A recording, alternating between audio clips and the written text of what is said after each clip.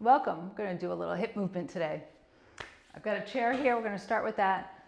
Before we begin, I just want you to consider two things as we do this. One is we have the pelvic tilt going on. So it's the opposite of the tuck, right? So the tilt is when we pretend like we're going to pour water out the front of our pelvic bone versus tucking our tailbone under. We're going for the tilt. The other thing to think about is imagine you have a hook under your sternum and it's sort of pulling you up and forward. So you end up feeling like you're in a little bit of a back bendy position. So those are the two things that are going to stay the same throughout this whole process. So first, and we're going to do this for our least flexible friends out there, and then we'll work towards our most flexible friends. Hands on the back of the chair, feet nice and wide, feet parallel. I'm going to bend my knees, and then I'm going to swing my hips left and right. And as I do that, I'm bending my right knee, straightening my left, and I'm always pressing that bent knee away from my midline. That's just for health and safety of my knees. Keep those knees nice and healthy.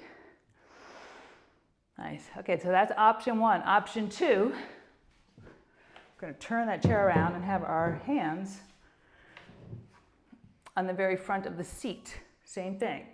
I'm still got that pelvic tilt, like I've got my big fluffy tail reaching up towards the ceiling, and I'm reaching my chest through, fighting for that back bendy feeling. All right, let's just say you're a little more flexible than this. We're going to move the chair. We've got blocks. So we start with 2 blocks under each hand. I'm going to line these up basically under my shoulders. And now we're coming down a little closer to the floor. Feet are still parallel. Just swinging my hips left and right.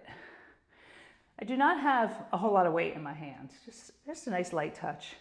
What's nice about blocks, right, is that you have multiple dimensions. So you can bring that top block down to this dimension. You can bring it down to the shortest dimension. This whole time we're just working to getting closer and closer to the floor. Or you can even remove one of the blocks. Same thing here. Fingertips on the blocks. Wiggle in those hips. Michelle, I'm even more flexible than that. Well, friends, same thing here. Get on down. The whole time, aren't you thinking about the tilt of the pelvic bone and the reach of your chest? Wherever you are, we're all doing that. Taking some deep inhales here. Just a minute of this, add it into your routine. It's going to work wonders for those hips.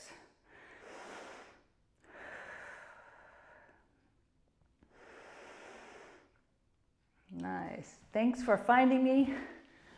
Subscribe, because I'll keep updating, adding some new things every week or whenever I can. Check our website out, michellekellyyoga.com.